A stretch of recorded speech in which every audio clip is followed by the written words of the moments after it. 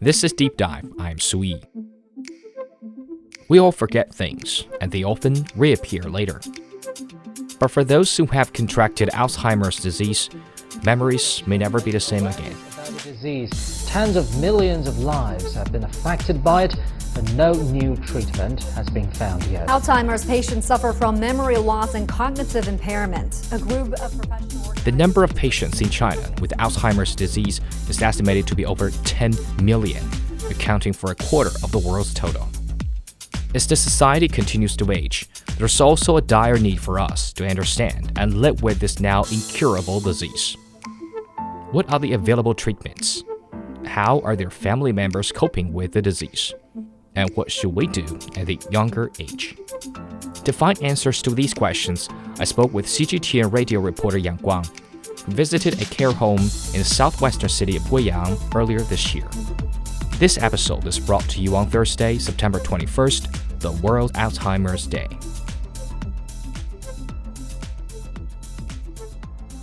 I understand that you visited a care home for patients with Alzheimer's disease, and what was it like when you spent time with them? Around February, we went to a care facility in Guiyang for a project of a radio documentary on the Alzheimer's disease about how this group of elderly people are dealing with the disease, how they are taken care of. The facility is said to be one of the only 2 care homes in the city of Guiyang, specialized in looking after the elderly with Alzheimer's disease.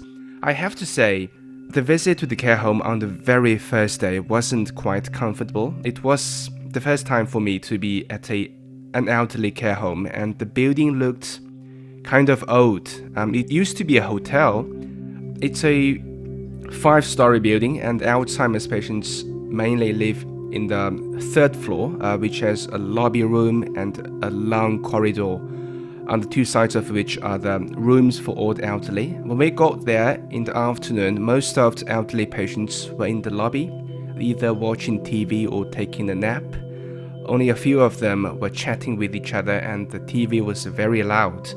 Most of the elderly there were in their 80s or some in their 90s. We said hello to some of them. Talking to the elderly was kind of easy, except that they spoke with local dialects. But at first, talking with them felt like speaking to my grandma and grandpa, until when I asked one of them how old was she. She thought about it for a while and said she was 80. But nurse behind us corrected her and said she was actually 89 years old. She's actually 89. If you ask her age later, she would probably tell you she's 40-something or over 70. The most obvious symptom of an Alzheimer's disease patient is memory loss. And actually, most of the elderly we chatted during the stay at that care home couldn't remember their age. Some of them would try to ask us, how old does she look, to avoid the embarrassment of forgetting their ages. Also, they didn't know where they were living. None of them thought they were at a care home. Some of the elderly thought their parents would at a certain point come pick them up and go home, but their parents had long passed away, actually. So the very first day at the care home was kind of depressing, to be honest. But after spending 3 or 4 days there, I personally felt there were some lovely people who are just confused between reality and their delusions. Whenever I talked with them, by the way, whenever I meet them, to them it's almost every time it's our first meet. Still, they would go find a chair for me and treated me as a guest to their house. When I met them at lunchtime, they always asked me if I had lunch yet and offered me their meal to share with me. They would tell you their old stories that happened decades ago, because compared with the short-term memory, long-term memory served Alzheimer's disease patients rather well. And we also found that they got along with nurses and the caregivers at that care home quite well. The young nurses would call them grandmas and grandpas. Grandpa, watch out for bones in the chicken. There's a scene I remember very vividly. A young nurse leaned onto one of the elderly Alzheimer's disease patients and after a day of work and took a nap beside her. And the elderly comforted her and said, "Get some rest, dear." That was a really harmonious and beautiful moment. The elderly may not know who the staff are, but they can feel the staff are there to help them and take care of them. Some of them have built special bonds with the staff members of the care home. So yeah, day one was like a little weird and a little depressing to me, but by the day we were about to leave after a week or so, I felt it was a lovely care home with humanity and love. The elderly patients may look confused and their memories are messed up. I can still feel their kindness and eagerness to communicate, as well as the passion for life. But it's kind of sad to see how they are sometimes helpless in their lives.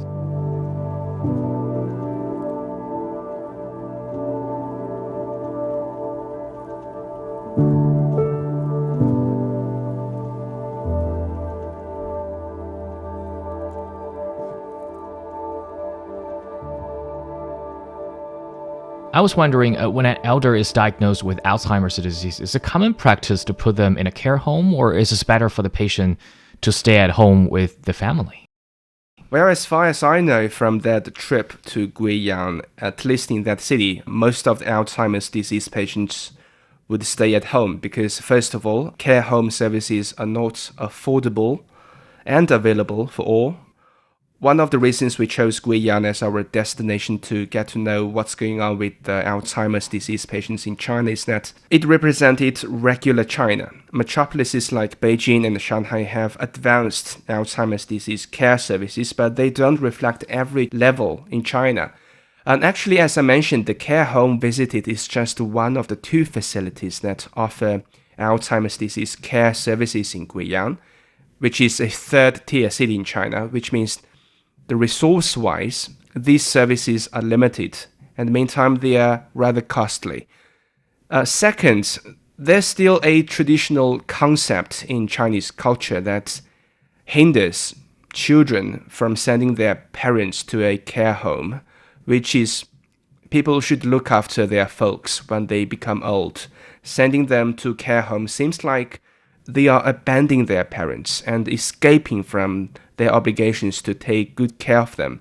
We actually talked with the family members of the Alzheimer's disease elderly at the nursing home, and they all admitted that putting their loved ones to a care home was a tough decision to make, and they struggled a lot mentally. I don't want to send my mom here, but my sister insisted. There was an elderly patient whose daughter told us she really hesitated to send her mom to the care home, but was kind of relieved after seeing her mom doing well there. I can afford 2 caregivers at home to take care of my mom so that I can see her every day. But compared with sending her here, I did go through a lot of struggles mentally. It's like sending her away and giving her up. It was so heart-wrenching to make the decision.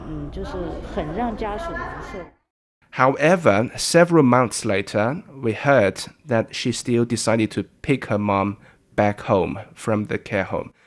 Elderly people are also unwilling to live in a care facility away from their home. It's just a common mentality for all elderly people, I guess. The founder of the care home we visited, who has studied a lot about Alzheimer's disease, told us that the memory loss and other symptoms of the patients would deteriorate if they only stayed at home and lose touch to the outside world. You can't just let them sit there alone.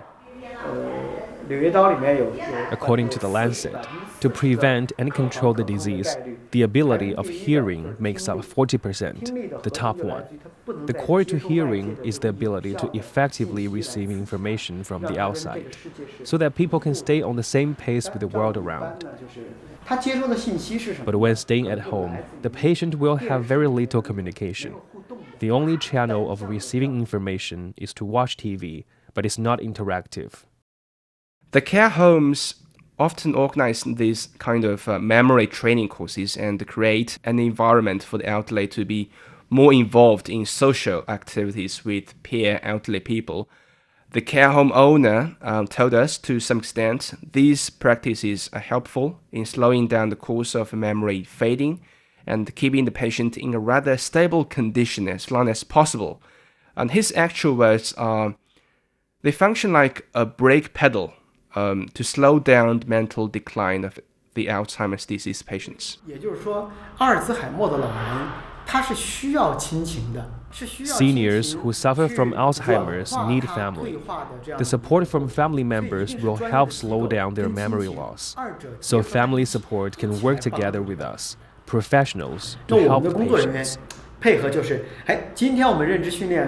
For example, in our training courses, we'll show the elderly photos of their past to help them regain or keep that piece of memory. And the photos are provided by family members. So will this treatment be different between Alzheimer's disease and other forms of dementia? Yeah. Well, as you said, the Alzheimer's disease is just one type of dementia. Some other types need different treatment, like vascular dementia. Patients need to take vascular drugs other than the regular medication for mental decline. Actually, we met one vascular dementia patient at the care home. He needed special care, which included taking blood pressure a few times a day and taking hypertensive medicine as well. What changes will this diagnosis treatment mean for other family members? Well, the Alzheimer's disease is a slow process. At first, the family members won't notice much of an impact because they would only find some bad memory from the elderly, which people would think as normal when people become old. But once the disease progresses to a certain stage, when the memory loss causes some serious troubles or largely affects their lives, it would turn into a torture to the family members.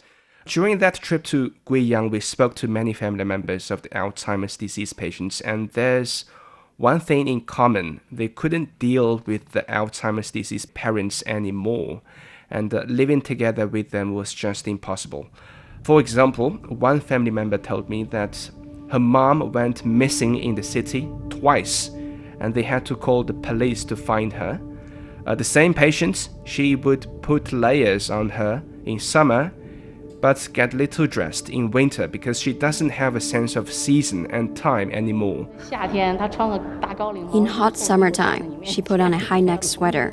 Watching her standing there in these bulky clothes is just... Taking care of them became really impossible at home. One elderly patient used to grab dog food to eat, and another won't sleep at night at all and constantly made noises, which means her family members couldn't sleep as well. They would become anxious, they would swear at people and get suspicious for no reason, and in some cases, very aggressive. Life would become very painful for the family members. This disease is really difficult to handle. The elderly would swear at anyone around them or get suspicious. And recently, he started to call us a lot, but he didn't put the phone by his ear, but watching it.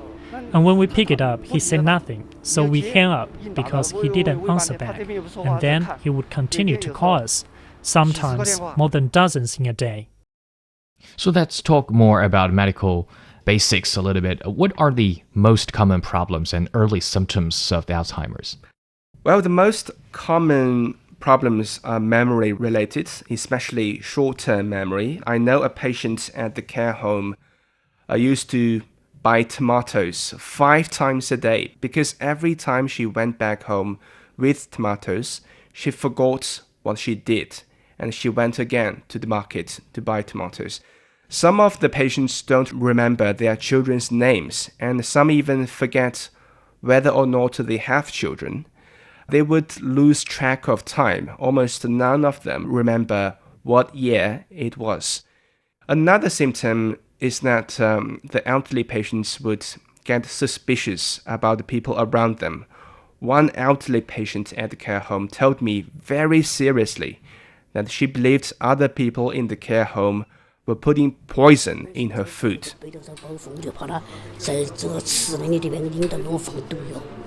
She looked in my eye as if it's true. I have to say I almost bought her saying, because she was that serious with her look and everything. She cried to beg me if I can help her. Another elderly lady, she shouted to the nursing staff and said all her money was missing. Someone stole it. She looked angry as hell and was sure someone got in her room and took her money.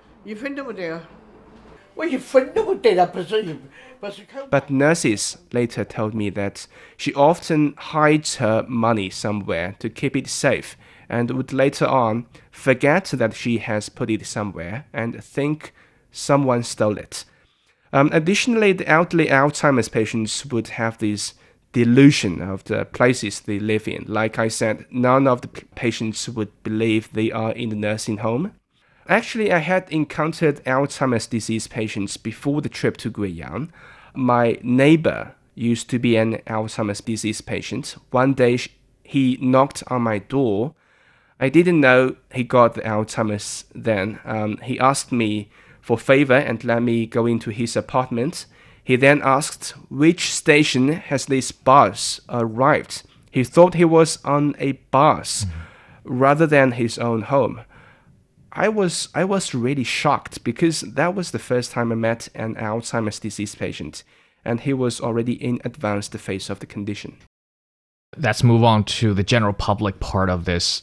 We've seen many campaigns to raise public awareness. Why do you think it's important to do this, to raise people's awareness in the disease?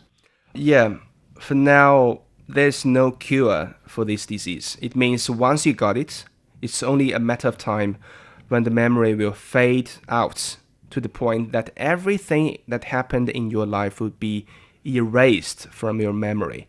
If you think about it, it's a very painful process.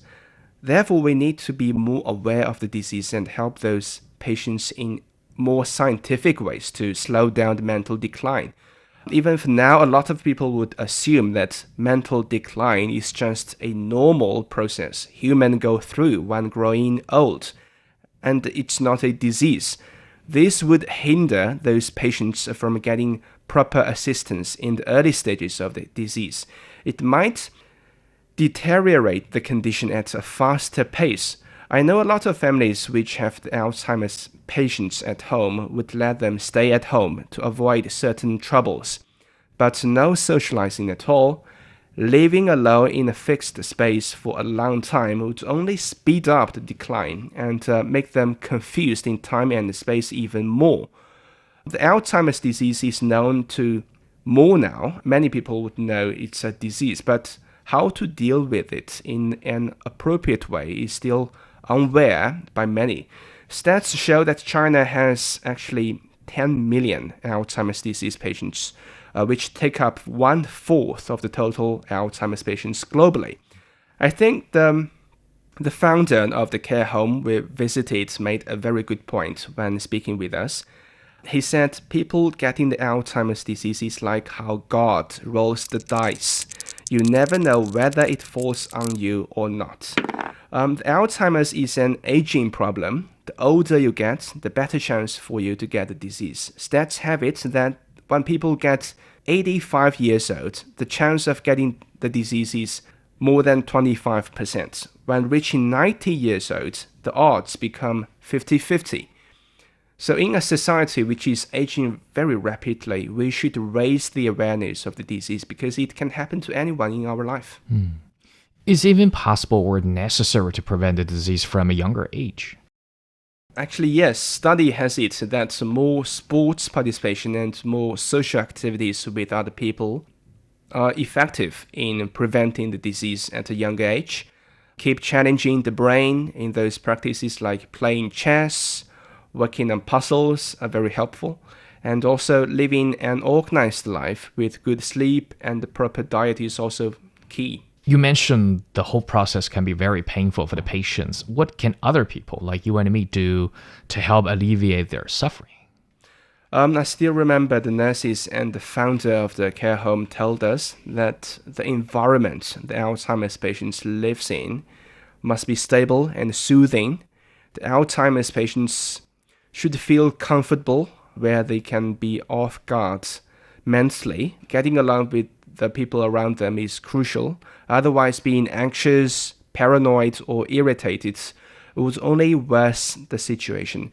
So yeah, whatever helps them mentally stable would do to, alleviate their sufferings. For example, don't correct them when they have delusions of where they are or who they think they meet. Try to go with them with these imaginations. Great news is that the US FDA has recently fully approved the Alzheimer's drug. The move marks the first time that a drug meant to slow the progression of the disease has been granted full regulatory approval. Other approved drugs only target its symptoms. So it's a great progress from the medical perspective on the treatment of the disease. Hopefully, more of these scientific progresses would be made in the future. And the specialized care services for Alzheimer's patients have sprung up in China as awareness on the disease has been raised over the years. For example, here in Beijing, multiple care homes dedicated to supporting elderly Alzheimer's patients are available. It's no longer Alzheimer's patients mixed with other elderly groups, but Alzheimer's only. Also, how to take care of Alzheimer's patients has also been part of educational programs at the nursing schools of the medical institutions. China has also issued guidelines in early-stage medical intervention and the prevention of the disease in an attempt to slow down the Alzheimer's incidence rate.